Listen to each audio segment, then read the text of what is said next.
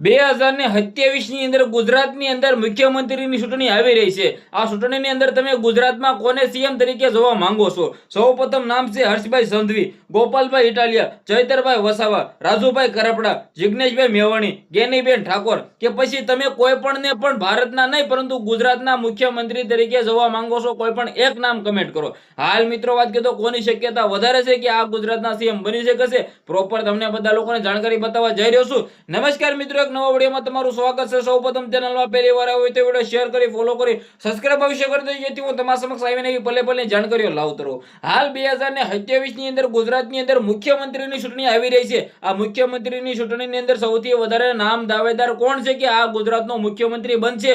જી હા મિત્રો, વાત કીધો ઘણા બધા લોકો કહી રહ્યા છે કે ભાઈ રાજુભાઈ કરપડા ભાજપમાં ગયા છે તો તેને મુખ્યમંત્રી બનાવશે। ઘણા બધા લોકો કહી રહ્યા છે ગોપાલભાઈ ઇટાલિયા જે વિસાવદરના એમએલએ છે તેને મુખ્યમંત્રી બનાવશે। ચૈતર વસાવા ડેડિયાપાડાના એમએલએ છે તેને મુખ્યમંત્રી બનાવશે। જિગ્નેશ મેવાણી પણ એમએલએ છે, ગેનીબેન ઠાકોર પણ એમએલએ છે। પરંતુ મેન મુદ્દાની વાત એ છે કે કોની સરકાર ગુજરાતમાં આવે તેનામાંથી જ ગુજરાતનો મુખ્યમંત્રી બનાવવામાં આવશે। ભાજપની સરકાર આવે તો મને લાગે છે કે સૌથી મોટું દાવેદાર નામ એટલે કે હર્ષભાઈ સંઘવી અત્યારે ગુજરાતના ગૃહમંત્રી છે, આને બનાવશે ગુજરાતના મુખ્યમંત્રી। ભાજપ પછી મિત્રો વાત કરીએ આપ પાર્ટી આવે ગુજરાતની અંદર તો ઈશુદાન ગઢવીની પણ ચાન્સ સૌથી વધારે છે કે ભાઈ તે પણ મિત્રો ગુજરાતના સીએમ બની શકે। જી આ મિત્રો વાત કીધો આપ પાર્ટીની સરકાર આવે તો પણ ઈશુદાન ગઢવી હોય, ચૈત્ર વસાવા હોય કે રાજુભાઈ કરપડા હોય, આ ત્રણમાંથી કોઈ પણ એક મિત્રો ગુજરાતના મુખ્યમંત્રી બની શકે છે। બીજું મિત્રો વાત કીધો કોંગ્રેસની સરકાર ગુજરાતની અંદર આવે તો જિગ્નેશભાઈ મેવાણીનું પણ સારું એવું નામ છે, ગેનીબેન ઠાકોરનું પણ સારું એવું નામ છે। પરંતુ તમે ગુજરાતની અંદર કોને સીએમ બનાવવા માંગો છો? તમે કોને ગુજરાતના સીએમ નવા 2027ની ચૂંટણીની અંદર જોવા માંગો છો?